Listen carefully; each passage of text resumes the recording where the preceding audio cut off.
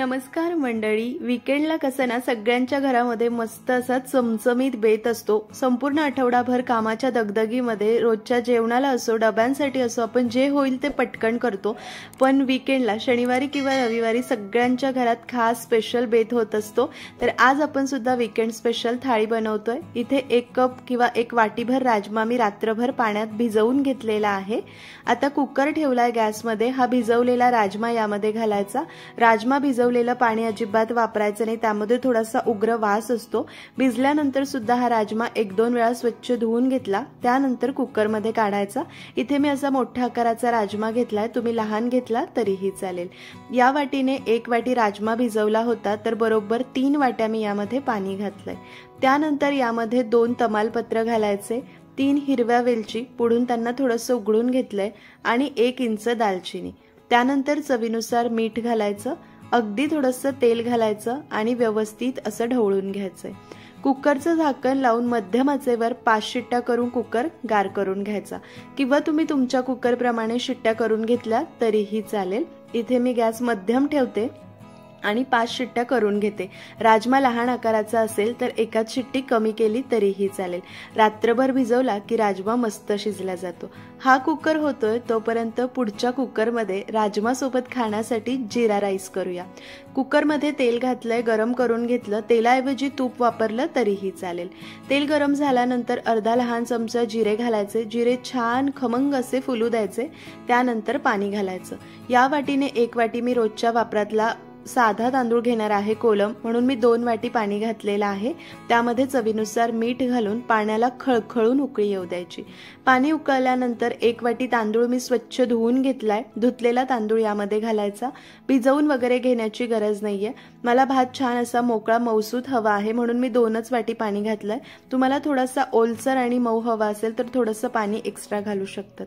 छान असं ढवळून घ्यायचंय। खडे मसाले वगैरे काहीच घातले नाही, कारण राजमा फ्लेवरफुल असणार आहे। कुकरचं झाकण लावून मध्यम आचेवर 3 शिट्ट्या करून घेते। तर इथे पहा आपले दोन्हीही कुकर होतात, तोपर्यंत आपण राजमाची पुढची तयारी करूया। 2 मोठ्या आकाराचे कांदे घेतलेले आहेत। चॉपरमध्ये हा कांदा मी छान बारीक चिरून घेणार आहे। चॉपरने किंवा हाताने तुम्ही चिरून घेऊ शकतात। कांद्याची पेस्ट करू नका, बारीक चिरूनच घ्या। चॉपरमुळे ना काम खूप सोपं होतं। कांदा चिरून झाल्यानंतर मिक्सरच्या भांड्यामध्ये 1 इंच आलं, 7-8 लसूण पाकळ्या, 1 हिरवी मिरची। हिरवी मिरची नको असेल तर नाही घातली तरीही चालेल। 2 मध्यम आकाराचे टोमॅटो जाडसर चिरून घेतलेले आहेत, ते सुद्धा यामध्ये घालायचे। पाणी न घालता प्युरी करून घ्यायची। टोमॅटोची प्युरी तयार झाली। दोन्ही कुकर झालेले आहे। राजमाच्या कुकरची वाफ निघते तोपर्यंत मसाल्याची तयारी करू। कढईमध्ये 2 चमचे तेल गरम केलंय, थोडेसे जिरे घालायचे, त्यासोबत हिंग सुद्धा घालायचा। जिरे छान फुलल्यानंतर बारीक चिरून घेतलेला कांदा घालायचा। आता मध्यम ते मोठ्या आचेवर कांदा छान लालसर होईपर्यंत परतून घ्यायचा। गॅस कमी करू नका, नाहीतर कांदा पाणी सोडतो आणि व्यवस्थित परतला जात नाही। इथे पाहू शकतात कांदा मस्त परतलाय। यापेक्षा जास्त ब्राऊन वगैरे करायचा नाही, नाहीतर ग्रेव्हीची चव करपट लागते। कांदा छान परतून झाल्यानंतर तयार करून घेतलेली टोमॅटो प्युरी घालायची। व्यवस्थित एकजीव करून मध्यम आचेवर आता छान तेल सुटेपर्यंत परतून घ्यायचं, म्हणजे मिरची, लसूण, आल्याचा आणि टोमॅटोचा कच्चापणा निघून जातो। टोमॅटो प्युरी घातल्यानंतरही छान परतून घेतलं। पाहू शकतात टेक्स्चर आणि रंग बदललेला आहे, तेल सुद्धा सुटलंय। मसाले घालायचे तर पाव चमचा हळद, 1.5 चमचा धणेपूड आणि 1 चमचा लाल तिखट। लाल तिखट आवडीप्रमाणे कमी जास्त करू शकतात। पाव चमचा भाजलेल्या जिऱ्याची पूड आणि पाव चमचा चाट मसाला। चाट मसाला घातल्याने राजम्याची चव मस्त अशी चटपटीत लागते। इथे कुठलेच गरम मसाले किंवा गरम मसाला पावडर वगैरे आपल्याला वापरायची नाहीये। छान असं तेल सुटेपर्यंत परतून घ्यायचं। मसाला तेल सुटेपर्यंत छान परतणं गरजेचं आहे, तरच राजमा मसाल्याची चव मस्त लागते।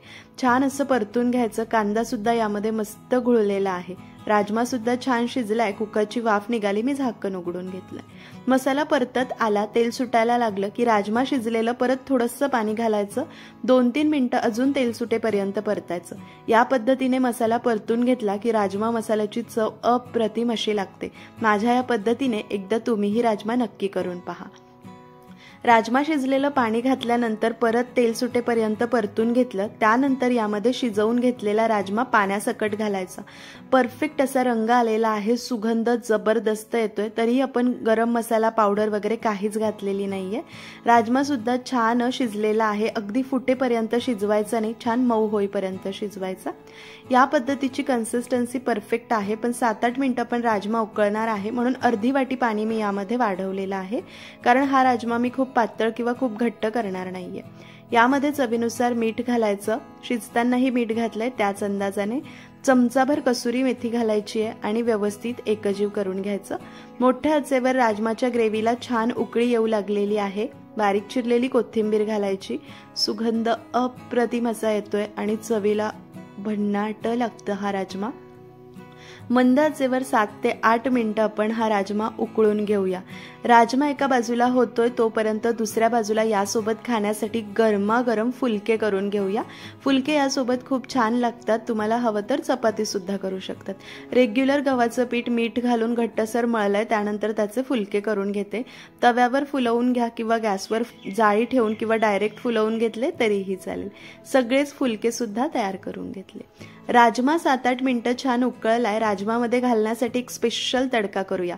अर्धा चमचा तेल किंवा तूप कढल्यामध्ये गरम करायचं, त्यामध्ये 2 लाल सुक्या मिरच्या, जिरे घालायचे आणि थोडंसं आलं उभं लांब पातळ चिरून घ्यायचं।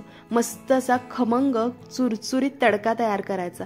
हा तडका घातल्याने राजमाची चव द्विगुणित होते। तसं ऑप्शनल आहे, नको असेल तर नाही घातला तरीही चालेल, पण थोड्याशा तुपाचा हा तडका घालून पहा, मस्त लागते। राजमा 7-8 मिनिटं उकळल्यानंतर गॅस बंद करायचा, त्यामध्ये हा गरमागरम तडका घालायचा आणि अप्रतिम असा मोठ्या मोठ्या हॉटेल रेस्टॉरंट्स किंवा ढाब्यांच्या चवीला मागे टाकेल असा चमचमीत राजमा तयार झाला।